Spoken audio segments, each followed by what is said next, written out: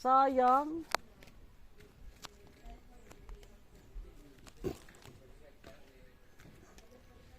Nawala yung isang koneksyon kasi nakaano lang sa restaurant connect pero dito sa labas pwede na.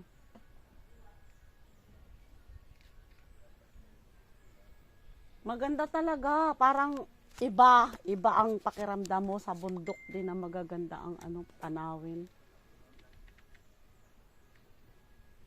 Parang na peaceful mind.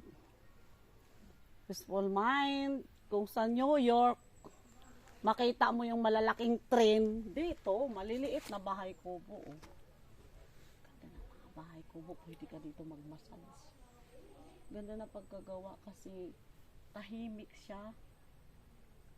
Parang pag may problema ka na magulo yung life mo sa syudad, punta ka dito. Tahimik ang mundo. Sayang nawala ang connection. Ay! Naano ko pala to.